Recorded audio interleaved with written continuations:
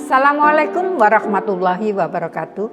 Masih bersama Smanyo Podcast Studio bersama Vivin Juliase dengan bintang tamu kita Bapak Suwanto. Selamat siang Bapak. Selamat siang. Bagaimana keadaannya? Alhamdulillahirrabbilalamin. Semuanya dalam keadaan jos, sehat walafiat. Alhamdulillah. Bapak terlihat masih begitu muda meskipun usia sudah di ujung pensiun ya Bapak. Pak Anto, kami ingin mengajukan sebuah pertanyaan. Sejak kapan Pak Anto mulai berdinas di SMA Negeri 1 Wringinanom ini? Oke, Bu Pipin, saya menjadi guru itu tahun 1984. Kuliah itu sudah jadi guru. Kemudian di sini itu tahun 1999, Juli masuk sini. Jadi kebetulan saya ngajar di SMP 1 Wringinanom itu dengan istri. Akhirnya pindah ke sini tahun 1999 itu awal kali pertama masuk di SMA Negeri 1 Wringinanom.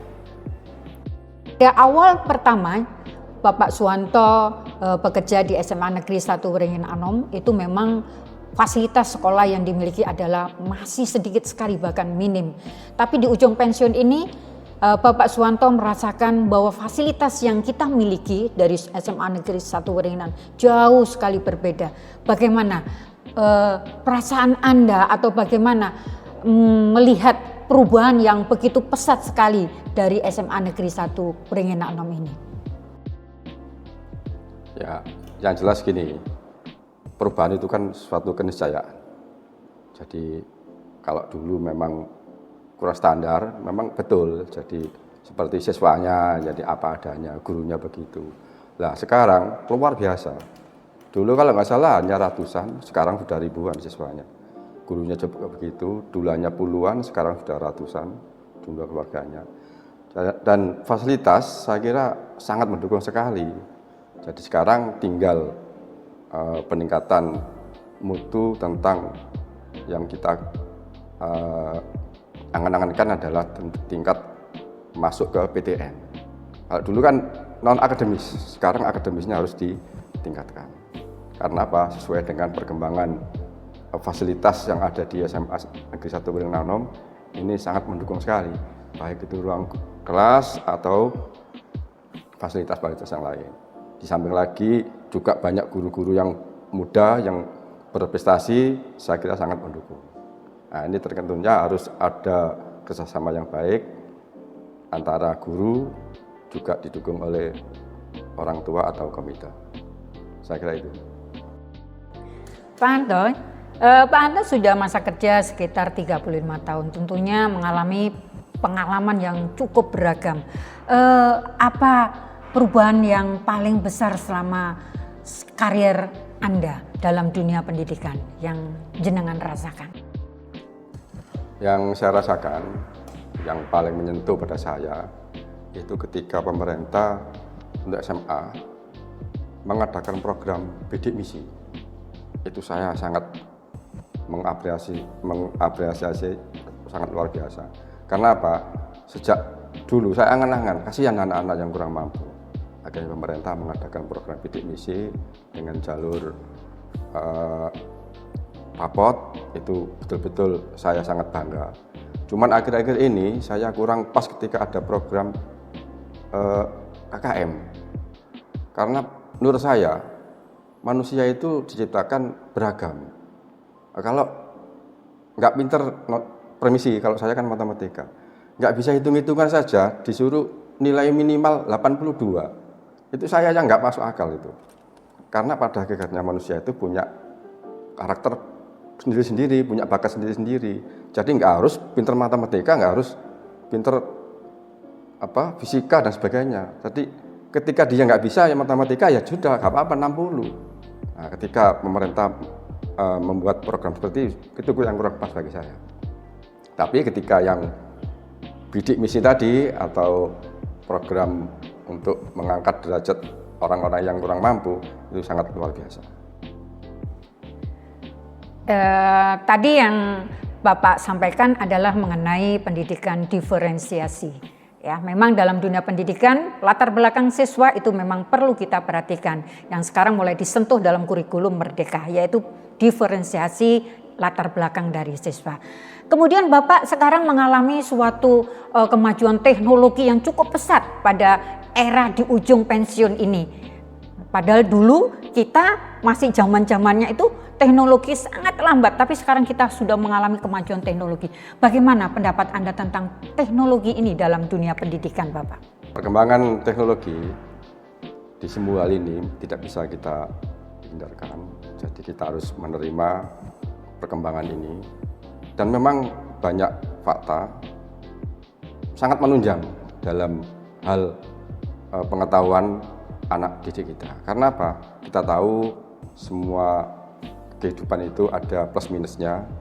Tidak terkecuali Bapak Ibu guru juga ada yang kurang, yang pas dalam menyampaikan ke anak-anak. Akhirnya didorong dengan pengetahuan teknologi, anak bisa mencari kekurangan dari Bapak Ibu guru itu, atau soal-soal yang diberikan atau tugas-tugas yang diberikan lebih gampang diselesaikan dengan anak-anak yang memanfaatkan perkembangan teknologi.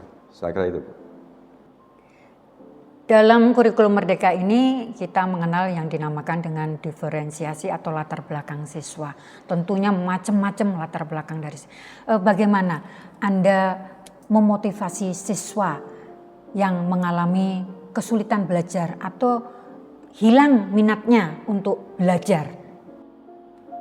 Memang begini, jadi hidup itu kan tidak semuanya sesuai dengan harapan kita. Jadi macam-macam latar belakang anak, problem kehidupan di masyarakat, di keluarganya tentunya sangat berpengaruh. Apalagi sekarang model-model kafe itu jelas namanya lingkungan itu menentukan sekali. Nah, untuk anak-anak yang kurang berminat dalam hal belajar, dalam hal meningkatkan mutunya sendiri, itu kita harus tahu latar belakang anak itu.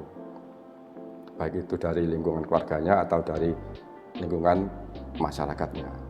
Jadi kita tidak boleh menjustis atau menghakimi anak yang kurang minat itu karena apa. Nah, kita harus selidiki dari latar belakang siswa itu, baik itu dari keluarganya atau dari masyarakat. Yang jelas memang itu sangat berpengaruh pada diri anak itu, kecuali anak yang punya karakter, dia tidak terganggu dengan situasi apapun, yang penting dia bertujuan untuk memajukan dirinya sendiri, meskipun lingkungannya tidak mendukung. Pak Hanto sebentar lagi sudah di ujung pensiun. Bagaimana perasaan Bapak menjelang pensiun ini? Ucapan saya yang pertama untuk pensiun ini adalah rasa syukur saya kepada Allah Subhanahu wa Ta'ala. Karena tidak sedikit teman kita, sahabat kita yang tidak sampai pensiun, bahkan tidak menikmati pensiun. Sekarang insya Allah saya sudah lebih 1,5 tahun malahan kalau menurut asli kelahiran saya. Jadi saya sangat bersyukur dan menikmati menjelang pensiun ini, dan nanti mudah-mudahan akan diberi umur panjang, barokah, manfaat, dan tentunya akan menjadi orang yang husnul khotimah. Amin. Jadi saya nikmati betul pensiun ini, cuman ya itu memang manusiawi. Ketika kita pasca turun, kemudian menghitung bulan, menghitung hari, nah, ada perasaan suka dan duka.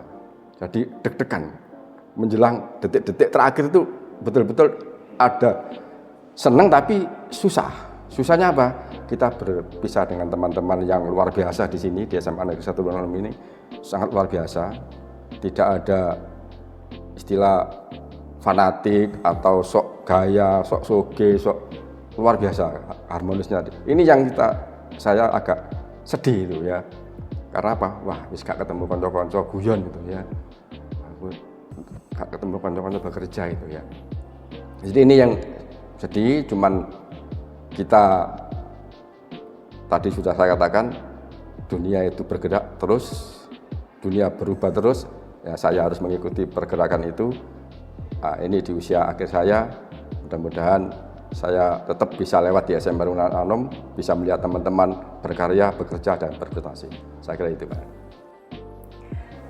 Pak Hanto, tadi jenengan mengatakan bahwa pensiun itu disyukuri dalam keadaan sehat.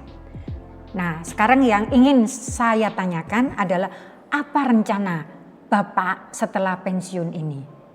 Begini, jadi dulu kalau nggak salah saya dengar-dengar, kalau mau pensiun itu ada program pemerintah untuk istilahnya itu apa ya, mengadakan kegiatan setelah pensiun. Ternyata memang betul, jadi pensiun itu tidak mudah menghadapi pensiun itu. Seperti yang saya rasakan, ketika seseorang pensiun, kemudian tidak ada rencana, jelas pola pikirnya berubah. Apa nanti? Ya, ini kalau kita nggak rencanakan, kebetulan saya punya teman di Surabaya itu ya, diberitahukan bahwa 3 tahun atau sebelum pensiun itu harus kita rencanakan, supaya nanti nggak kaget ketika pensiun. Masalahnya kalau sudah pensiun, baru merencanakan, sudah nggak ada tenaga. Alhamdulillah saya sudah merencanakan untuk membuat rumah toko, kemudian di rumah itu juga ada lahan untuk berkebun. Saya sudah membuat taman-taman, belajar di YouTube Pak Anda, Bu Pipin, jadi sangat bagus. Back to nature ya Pak ya. Sehingga sekarang insya Allah saya sudah agak pinter. Nah, cuma kemarin kan terkendala dengan waktu kerja. Nah, sekarang nanti saya sudah insya Allah sudah full time di kegiatan itu. Pak Hanto, hampir 1/4 perjalanan hidup Pak Hanto dihabiskan di sekolah. Nah, ini tentunya ada kenangan-kenangan yang mungkin bisa Bapak sampaikan di sini, ya. Apa yang membuat Bapak itu bangga menjadi seorang guru? Kalau tadi Bu Pipin sekitar 1/4 abad ya, saya kira lebih Bu. Jadi salah ibu nggak salah 40 tahun. 40 tahun mulai 84 ya? Itu, mulai kuliah itu saya sudah ngajar. Cuman semua itu ada sejarahnya memang. Jadi ketika saya milih guru itu sebenarnya milih pegawai negeri, cuma akhirnya jadi guru. Alasan saya ketika itu tani itu luar biasa, awal-awal ada mereng gitu ya. Jadi bapak saya mesti bangkrut pertaniannya. Kemudian saya ke Surabaya, di Surabaya warga Surabaya itu kerja di perusahaan bangkrut, yang dagang juga bangkrut. Nah, ternyata yang paling saya angan-angan itu paling enak itu jadi guru. Karena guru itu tidak ada unsur negatifnya. Mohon maaf, keluarga saya juga ada yang di kesehatan. Kalau kesehatan ketika saya membantu masukkan obat, ada orang yang sakit itu kayaknya agak ada unsur seneng gitu. Nah, kalau di guru kan nggak ada. Jadi kita memintarkan anak, memandaikan anak, meningkatkan derajat kualitas manusia, itu yang jadi kebanggaan saya. Dan alhamdulillah tahun 84 itu sebenarnya saya sudah kuliah di WK Surabaya itu ya, 83. 84 diterima di kedinasan IKIP Surabaya. Nah, akhirnya jadi guru itu. Jadi guru memang suatu kebanggaan bagi saya, karena pada akhirnya yang saya angan-angan, kita nggak usah cemas-cemas cari rezeki, sudah pasti rezeki itu. Ditambah lagi guru itu menurut saya bekerja yang dunia akhirat yang kita dapatkan nanti.